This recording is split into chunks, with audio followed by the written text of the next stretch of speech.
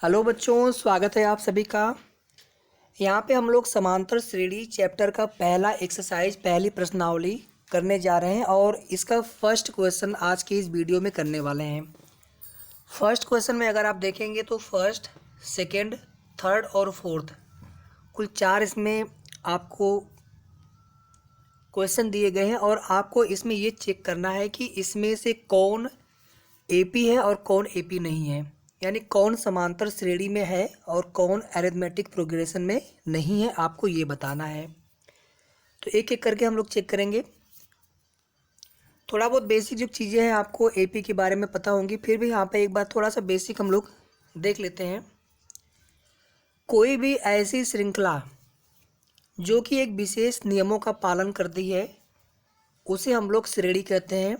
श्रेणी कई प्रकार की होती हैं, जैसे आपका एक हो गया समांतर श्रेणी, एक हो गया आपका गुणात्मक श्रेणी, इसके बाद हरात्मक श्रेणी। यहाँ पर हम लोग सिर्फ और सिर्फ समांतर श्रेणी पढ़ेंगे। गुणात्मक और हरात्मक श्रेणी हम लोग नेक्स्ट क्लास में पढ़ेंगे। यहाँ पर आपके सिलेबस में केवल एपी है, समांतर श्रेणी है। तो समांतर श्रेणी में किन नियमों का पालन होता है? इसमें एक विशेष संख्या या तो जोड़ी जाती है या फिर घटाई जाती है। 2 में हमने 2 जोड़ दिया, 4 आ गया। पुनः हम 2 में 2 ही जोड़ेंगे, यानी एक सार्व अंतर होता है, कॉमन डिफरेंस होता है, जिसको हम डी से डिनोट करते हैं। डी का मान पॉजिटिव भी हो सकता है, प्लस भी हो सकता है, डी का मान नेगेटिव भी हो सकता है। जैसे यहाँ पर हम +2 ऐड करते जा रहे हैं तो डी का मान यहाँ पे पॉजिटिव है। अगर ये श्रृंखला कुछ इस प्रकार से होती, 6 होता, फिर 4 होता, फिर 2 होता, 0 होता, -2 होता, यहाँ पे अगर आप ध्यान देंगे तो प्रत्येक अगली संख्या पिछली संख्या से 2 कम है, यानी इसमें -2 हम लोग करते जा रहे हैं। तो यहाँ पर डी यानी सार्व अंतर का जो मान है वो नेगेटिव हो गया। अगर आपको सार्व अंतर पता हो और पहला पद पता हो तो आप पूरी की पूरी श्रेणी निकाल सकते हैं, और इस एक्सरसाइज का दूसरा क्वेश्चन इसी पे आधारित है। एक बार अगर आपको कॉन्सेप्ट समझ में अच्छे से आ गया तो फिर प्रश्न आपके लिए बहुत आसान बन जाएगा। चलिए यहाँ पर चेक करते हैं पहला क्वेश्चन का पहला पार्ट कि एपी है या फिर नहीं है। प्रत्येक किलोमीटर के बाद का टैक्सी का किराया, जबकि प्रथम किलोमीटर के लिए किराया 15 रुपये है। मतलब पहला पद हमें यहाँ पे मिल गया 15 रुपये। अब इसके बाद क्या हो रहा है कि जितना किलोमीटर आप ट्रेवल करते जाएंगे आगे के लिए, तो प्रत्येक अतिरिक्त किलोमीटर के लिए किराया ₹8 है। मतलब इसमें 8 आप ऐड कर देंगे जब आप पहला किलोमीटर की दूरी तय कर लेंगे, तो दूसरा पद आपको मिल जाएगा यहाँ पर 23। उसके बाद जब आप दूसरा किलोमीटर, ये तो जैसे टैक्सी यहाँ पे स्टार्ट होगी उसका मीटर चालू हो गया, तो वहाँ पे तुरंत जो है 15 रुपये आपको देने ही देने हैं, चाहे आप आगे की दूरी तय करें या फिर न करें। आप टैक्सी में बैठ गए, 15 रुपये उतना हो गया आपका बिल। आप 1 किलोमीटर की दूरी तय कर लिए यहाँ से यहाँ तक, तो 8 रुपये किराया आपको ऐड हो गया आपके 15 रुपये में। फिर यहाँ से वापस आप जब अगला किलोमीटर की दूरी तय करेंगे तो आपको 15 रुपये नहीं देने हैं, फिर आपको 8 रुपये ऐसे ही पर किलोमीटर के हिसाब से आगे देते जाना है। यानी इसके बाद जो है अगला पद फिर से आपको 8 ऐड करने पे मिल जाएगा। 31 मिल गया यहाँ पर, फिर यहाँ पे 39 हो गया, फिर यहाँ पे 47 हो गया। यानी अगर आप ध्यान से देखेंगे तो आपको यहाँ पर एक कॉमन डिफरेंस देखने को मिल रहा होगा। +8 हम लोग यहाँ पर ऐड करते जा रहे हैं। तो अब आप सभी लोग आंसर कर सकते हैं बहुत आसानी से इस प्रश्न के लिए। कि दिया गया जो प्रश्न है ये एक एपी बना रहा है, एक अरिथमेटिक प्रोग्रेशन समांतर श्रेणी का निर्माण कर रहा है। यहाँ पर उम्मीद करता हूँ आप सभी को प्रश्न बहुत अच्छे से समझ में आ गया होगा। ठीक है, कमेंट करके आप लोग बता सकते हैं। कोई भी अगर आपको डाउट लगे, कोई भी आपको समस्या लगे, बिल्कुल आपको सलूशन बताया जाएगा। अब हम लोग इसका सेकेंड पार्ट, फर्स्ट वाले क्वेश्चन का सेकेंड पार्ट चेक करते हैं कि एपी है या फिर नहीं है। किसी बेलन में सिलेंडर में उपस्थित हवा की मात्रा, जबकि वायु निकालने वाला पंप प्रत्येक बार बेलन की शेष हवा का 1/4 भाग बाहर निकाल देता है। मान लेते हैं हम लोग कि बेलन में सिलेंडर में जो उपस्थित हवा की मात्रा है उसको हम लोग 1 यूनिट मान लेते हैं। सपोज दैट ये जो हवा की मात्रा है 1 यूनिट है। तो वो क्या कह रहा है कि जब भी हम पंप की सहायता लेते हैं जो कि वायु निकालने का कार्य कर रहा है, वो हर बार 1/4 भाग निकाल देता है जितना भी वायु होता है। दूसरी बार जितना वायु बचेगा उसमें से उसका जो है 1/4 भाग पुनः बाहर निकाल देगा।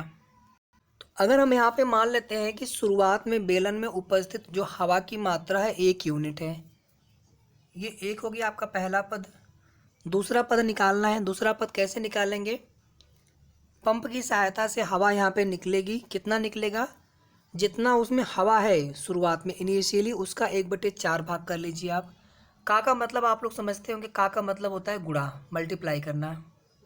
यक्स का 1/4 मतलब यक्स गुणे 1/4, ये आप सभी को पता होगा अच्छे से। जब हम लोग बादमास रूल यूज करते हैं उसमें भी आप देखेंगे ब्रैकेट के बाद ओ आता है, BO। ओ का मतलब ऑफ होता है, ऑफ जहाँ पे लग गया, का जहाँ पे लग गया वहाँ पे मल्टीप्लाई होता है। तो एक का आप 1/4 भाग आपने बाहर निकाल दिया, ठीक है। पहले उसमें 1 यूनिट हवा थी, उसका आपने 1/4 भाग बाहर निकाल दिया, तो कितना भाग उसमें बचा? 1 माइनस 1/4 कर देंगे, 3/4 भाग बचा। तो यहाँ पे कितना मिल गया आपको? 3/4 मिल गया। अगली बार क्या होगा? जितनी हवा अब उपस्थित है, अब सिलेंडर में कितना हवा बचा है? 3/4 हवा, 3/4 यूनिट। अब इसका आप 1/8 भाग फिर से निकाल देंगे, तो इसका 1/8 करेंगे तो कितना मिलेगा आपको? 3/8 मिलेगा, ठीक है। 3/8 मिलेगा, इसको आपने निकाल दिया, तो जितना हवा बचेगा वो आपका तीसरा वाला पद होगा। याद रखिएगा यहाँ पे जितने पद बचते जाएंगे वो आपका अगला पद मिलता जाएगा, चाहे उसमें कुछ कमी करके वो अगला पद मिले। जैसे यहाँ पे हवा निकालते जा रहे हैं, फिर अगला पार्ट मिलेगा हमें कि कितना यूनिट इसमें हवा बचा है सिलेंडर में, वो हमारा अगला वाला पद से संबंधित हो जाएगा। तो अगर आप 3/4 में से जितना आपने हवा निकाल दिया है, 3/4 का 1/4, यानी हर बार जितना हवा उसमें रहेगा उसका हम 1/4 भाग निकालते जाएंगे। 3/4 भाग हवा बचा हुआ है सिलेंडर में, उसका हम 1/4 करेंगे, कितना मिल जाएगा? 3/16 मिलेगा यहाँ पे। तो हम 3/16 माइनस कर देंगे जितना हवा बचा है, ठीक है, ताकि ये हवा निकालने के बाद अब कितना हवा शेष रह जाएगा वो आपका अगला पद होगा। इसको अगर आप सॉल्व करेंगे तो कितना मिल जाएगा? 3 × 4 - 3, यहाँ पे LCM हो जाएगा 16। फाइनली कितना मिला आपको?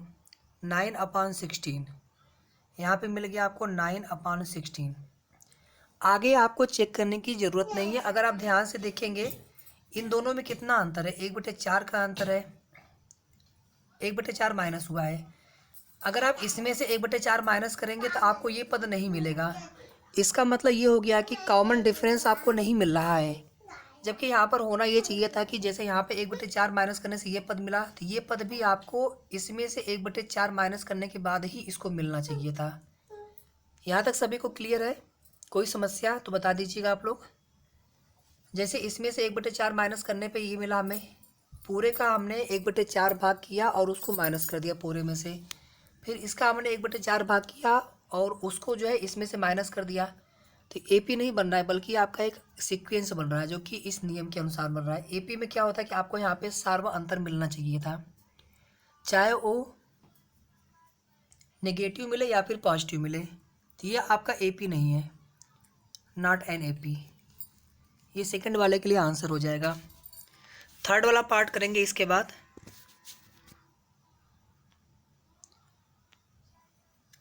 थर्ड पार्ट यहाँ पर है कि प्रत्येक मीटर की खुदाई के बाद एक कुआं खोदने में आई लागत, जबकि प्रथम मीटर की खुदाई की लागत 150 रुपये है। ये हमारा पहला पद हो गया। सीधे सीधे पहला पद कैसे आपको पहचानना है, आइडिया लग गया होगा आप सभी को। इसके बाद क्या हो रहा है कि बाद में प्रत्येक मीटर की खुदाई की लागत ₹50 बढ़ती जाती है। मतलब पहले 1 मीटर की खुदाई हुई, मान लीजिए आपका ज़मीन हो गया, 1 मीटर की खुदाई यहाँ तक हो गई, आपको 150 रुपये देने पड़ेंगे। इसके बाद 1 मीटर आपने और खुदाई करवाया, तो अब आपको 50 रुपये और देने पड़ेंगे। जितना आपने दे दिया है उसमें 50 आप ऐड कर दीजिए, तो सेकेंड टर्म कितना मिल गया आपको? 200 रुपये मिल गया। इसके बाद फिर से 1 मीटर की खुदाई आपने और करवा ली, 1 मीटर की खुदाई और हुई कुएं की, तो उसमें सिर्फ आपको 50 रुपये और ऐड करने होंगे। 50 रुपये आपको और पर मीटर की खुदाई के हिसाब से देते जाना पड़ेगा। 250, फिर अगला पद 300 मिल जाएगा। यानी अब आपको समझ में आ गया होगा, पहला पद ए हो गया, इसमें 50 हमने ऐड किया, फिर हम लोग 50 ऐड कर रहे हैं, फिर हम लोग 50 ऐड कर रहे हैं। डी मिल गया आपको, कॉमन डिफरेंस मिल गया, सार व अंतर मिल गया। परिभाषा ही समांतर श्रेणी की होती है जहाँ पर आपको सार व अंतर दिखे। यहाँ पे सार व अंतर क्या है, +50 है, मतलब यहाँ पे पॉजिटिव है। ये निगेटिव भी हो सकता है, पॉजिटिव भी हो सकता है। तो तीसरा वाला क्या हो गया आपका, सीधे सीधे यहाँ पर इज एन एपी, ये आपका आंसर हो जाएगा, एक समांतर श्रेणी है। ठीक है, उम्मीद करता हूँ आप सभी को समझ में आ गया होगा। अब हम लोग इस पहले वाले प्रश्न का लास्ट वाला पार्ट करेंगे। इसके अलावा आपको कोई भी एक्सरसाइज की कोई भी क्वेश्चन आपको देखने होंगे, आप सीधे सीधे प्लेलिस्ट में चले जाएंगे। प्लेलिस्ट में आपको चैप्टर का नाम मिल जाएगा, जैसे समांतर श्रेणी है, चैप्टर का नाम त्रिभुज है, और उस प्लेलिस्ट में आप जाएंगे, आपको जिस भी क्वेश्चन का सलूशन चाहिए होगा विद एक्सप्लेनेशन आपको वहाँ पे मिल जाएगा। लास्ट पार्ट हम लोग देख लेते हैं। खाते में प्रत्येक वर्ष का मिश्र धन।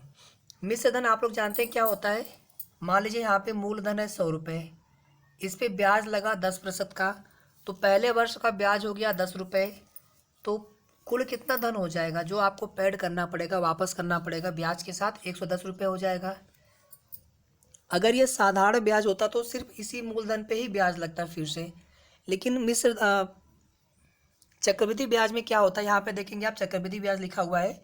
चक्रवृद्धि ब्याज में क्या होता है कि अब आपका अगले साल ये मूलधन बन जाएगा, फिर इसका 10% निकालेंगे तो कितना आएगा, 11 आएगा। मतलब 110 में 11 आप ऐड कर देंगे, 1 2 1 121 रुपये। अब दूसरे साल के लिए अब आपका जो प्राइमरी अमाउंट है, जो मूलधन है, 121 बन जाएगा। अगर आप ध्यान से देखेंगे, 100 के बाद 110 हुआ, 110 के बाद 121 हुआ, ये डिफरेंस यहाँ पे +10 था पहले, यहाँ पे कितना हो गया, +21 हो गया, +11 हो गया। ये डिफरेंस आपको सेम नहीं मिल रहा है। इसको एक बार हम फिर से देखते हैं, यहाँ पर ध्यान से देखिए आप लोग। अगर ये यहाँ पे लिखा होता साधारण ब्याज, अगर यहाँ पे लिखा होता साधारण ब्याज और आपको 100 रुपये अगर दे दिया गया था, फॉर एग्जाम्पल हमने उदाहरण के तौर पे ले लिया, 10% मान लीजिए यहाँ पर ब्याज है की दर है, तो पहले वर्ष का ब्याज कितना हो जाएगा, 100 का 10% करेंगे 10 रुपये आएगा, और उस 10 को 100 में ऐड कर देंगे तो 110 रुपये हो जाएगा। साधारण ब्याज में क्या होता है कि मूलधन हमारा हमेशा सेम रहता है, इसी पर ही ब्याज लगेगा, इस पर ब्याज नहीं लगता है। तो फिर 100 रुपये पर 10 रुपये ब्याज जुड़ के कितना हो जाएगा, फाइनल आपका अमाउंट 120 हो जाएगा। आगे फिर आपका 130 हो जाएगा, फिर आपका 140 हो जाएगा। तो यहाँ पर देखेंगे 10-10 ऐड होते जा रहा है, तो एक एपी मिलेगा आपको। लेकिन अगर चक्रवृद्धि ब्याज होगा तो 100 रुपये हो गया आपका पहला मूलधन हो गया, पहले वर्ष का 10% का ब्याज 10 रुपये होगा, तो यहाँ तक तो सेम मिलेगा। एक वर्ष का साधारण ब्याज का मान चक्रवृद्धि ब्याज के मान के बराबर होता है, 110 हो गया। लेकिन अब जो है यहाँ पर आपका प्राइमरी अमाउंट ये बन जाएगा, 110 बन जाएगा, और जब इसका आप 10% ब्याज निकालेंगे तो आपको मिलेगा 11 रुपये। अब ये 11 रुपये इसमें ऐड होगा, अब इससे मतलब ही नहीं है। ठीक है, जो मूलधन होता है उसी पर ब्याज निकालते हैं, और जो ब्याज मिलता है उसको मूलधन में जोड़ते हैं, तो आपका मिलेगा मिश्र धन। चक्रवृद्धि ब्याज में क्या होता है कि अब ये मिश्र धन आपका दूसरे वर्ष के लिए मूलधन बन जाएगा। ठीक है, अब आपको इस पर फिर से निकालना होगा ब्याज 10% का, कितना मिलेगा आपको, 12.1 मिलेगा। इसको आप ऐड करोगे कितना मिल जाएगा, 143.1। अब अगर आप यहाँ पे ध्यान से देखोगे, यहाँ पे 10 रुपये का डिफरेंस है, यहाँ पे +11 का डिफरेंस है, 11 रुपये ऐड किया गया, यहाँ पे कुछ और ऐड किया जा रहा है। तो जब यहाँ पे सार व अंतर नहीं है, समान अंतर आपको नहीं मिला, तो फिर ये समांतर श्रेणी हो ही नहीं सकता, आगे आपको चेक करने की ज़रूरत नहीं है। तो फोर्थ वाला जो पार्ट है आपका is not an AP, not an AP, समांतर श्रेणी नहीं है। तो उम्मीद करता हूँ आपको ये प्रश्न बहुत अच्छे से समझ में आ गया होगा, और इसके बाद हम लोग सेकेंड क्वेश्चन नेक्स्ट वीडियो में पूरा करेंगे। सेकेंड क्वेश्चन में first, second, third, fourth and fifth, total 5 part यहाँ पर है, उसको हम लोग सेकेंड लेक्चर में देखेंगे। वीडियो को सभी लोग जरूर लाइक कर देना, शेयर कर देना बच्चों, और जितना हो सकता है आप लोग शेयर करने के बाद सभी लोग चैनल को भी जरूर सब्सक्राइब कर लेना।